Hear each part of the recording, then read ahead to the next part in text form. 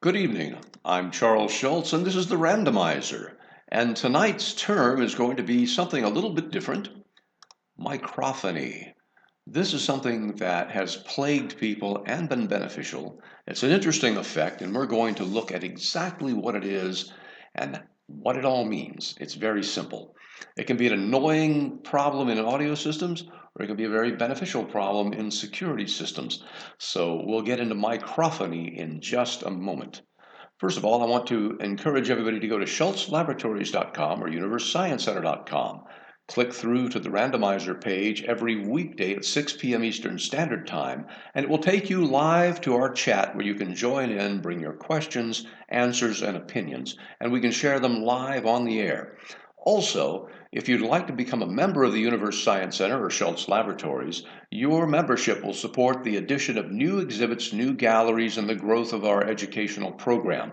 We have an entire virtual school in a virtual world that can be visited by people all over the world where you can learn multiple subjects. So we cover computing, logic gates, genetics, life sciences, astronomy, planetary science, mathematics, music, magnitude, many different things. And we're adding more material all the time. And we hope that you'll join us. Put your Oculus on if you have a 3D headset or your Vive or any other. Walk around in our galleries and experience it. It's unlike anything you've ever seen before. So, also, if you have the skills to teach others and you've learned something in your life you want to share with people, contact us and we'll happily help you set up a virtual classroom or gallery where you can display your works, or you can teach people live, or you can do both. So, help us to grow, become a part of what we're doing, and also join us 9 p.m. Mondays Eastern Standard Time for our robotics lessons, which are ongoing now. So go to the page, click through, and sign up and become a member, or just join us long enough to learn some robotics. It's all fun and it's all informative, and it gives you something to think about and possibly a new hobby or a new expertise. Well, let's get on with microphony. You know, all of us at some time or other have worked on an audio system. Perhaps it's just hooking up some speakers and a microphone or an amplifier. Many of us were audiophiles. I mean, we put together stereo systems with huge amplifiers and huge speakers and bass drivers and woofers and tweeters. And in that pursuit, we often would notice, what's that noise? I hear music. And you weren't on a radio channel. And if you probed around, you'd find there was a connection somewhere that for some reason was picking up a local radio station. Or sometimes when you wiggled a wire, it would make a noise and you could thump it and you could hear the thump in the speakers, a microphonic connection. It drove you nuts. Why is that? And we can say, well, a coax cable can actually be deflected or shaken, and through capacitance, charge differences in the moving conductors, it can act as a microphone. That's a microphonic connection. And sometimes we would notice that maybe it was just the way the connector fit together. Now, over the years, very early, before we had semiconductors, people often noticed that there were natural materials, particular crystals or oxides of metals or certain materials like galena, a lead ore crystal, that when touched just right with a cat's whisker, a very fine wire, would give off a signal like a radio wave or act like an amplifier or a detector. Well, what happens here? Many materials are capable of transforming energy from one form to another. In some cases, some are successful detectors of magnetic fields. Some materials are detectors of thermal differences, like a pair of different metals twisted together can detect temperature. That's a thermocouple. And all these different materials have been researched by people who were curious about the effects over time. So natural semiconductors do effectively exist. Silicon carbide, you can make an LED out of it, and it can also detect light.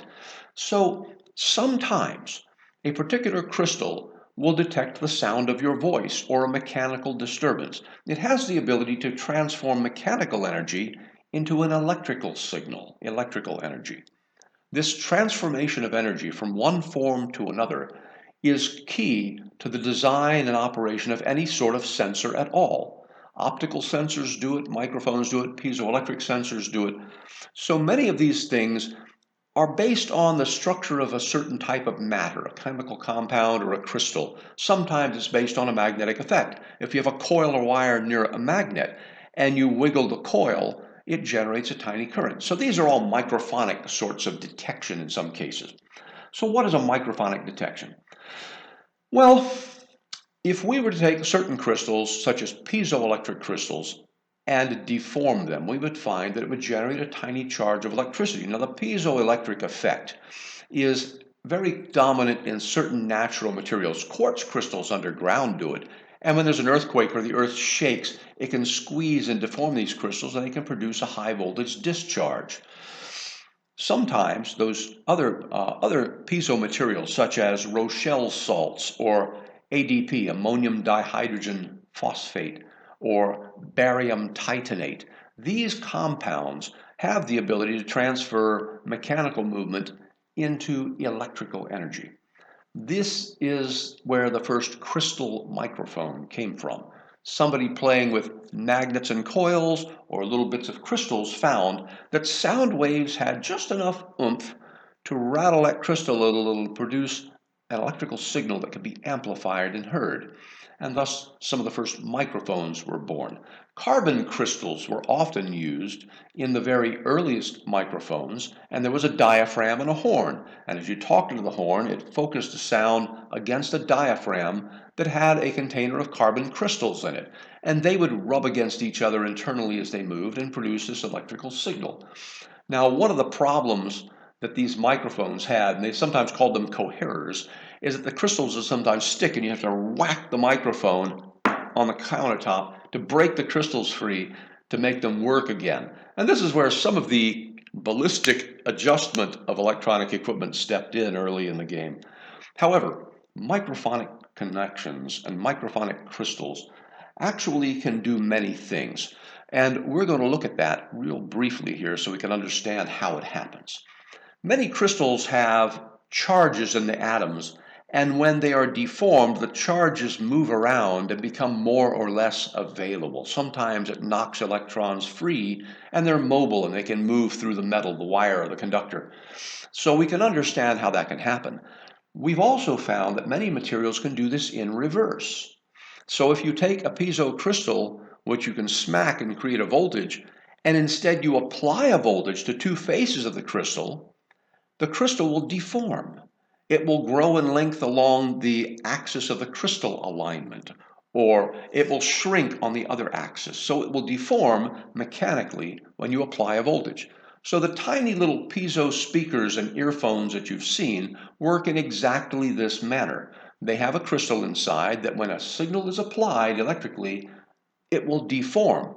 And if you are anyone who's a technical individual who's done any electrical or electronic work, you'll also notice that many of these transducers, as they're called, can also act as a microphone. So this is a microphonic device. Now, what's been discovered is sometimes materials, because of their temperature or their nearness to a magnet or something, will do this inadvertently, and they'll introduce sound waves into a system where you really don't want them. How do you get rid of it? Microphony is exactly about this, recognizing that mechanical effects or thermal effects, sound effects, can actually put as an electrical signal, noise as it is, into a system inadvertently. So how do you eliminate that noise? There's a very clever way of doing this. Suppose you have two of these devices side by side, and they're both acting in a microphonic manner, my mistake. There's an interesting thing you can do.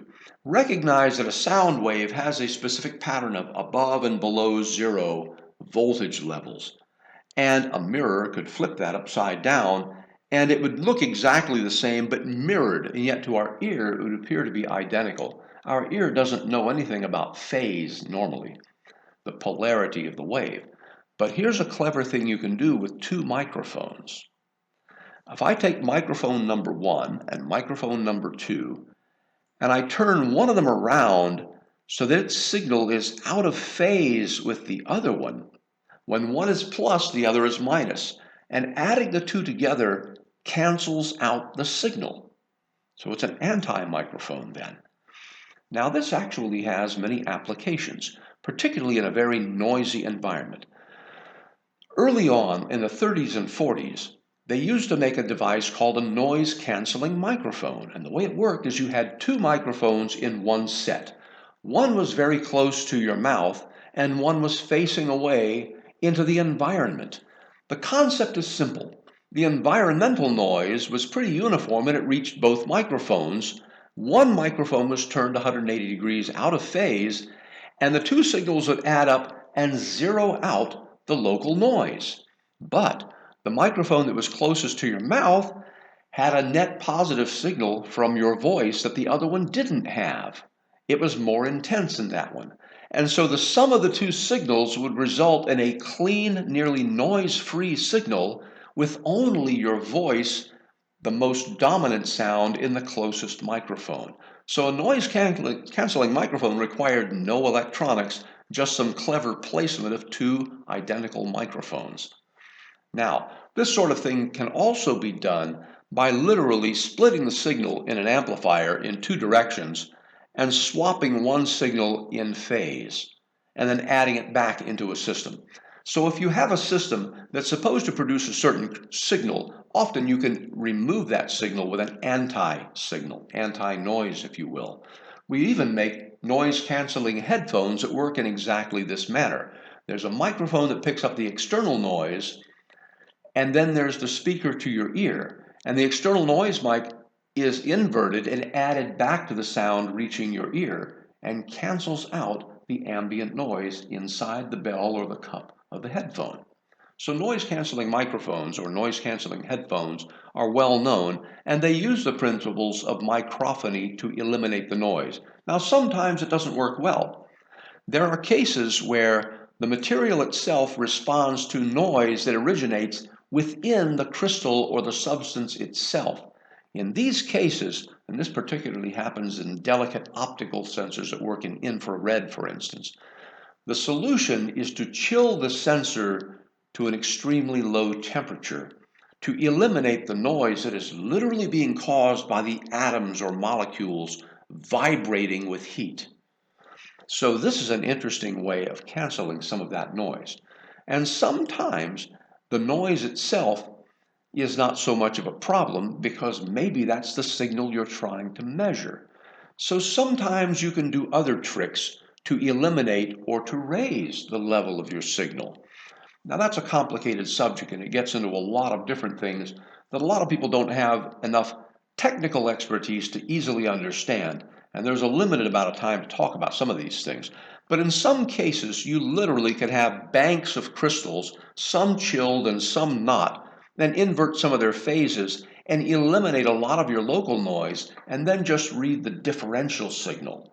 So that's one of the ways you can go about it. So microphony also has another interesting effect.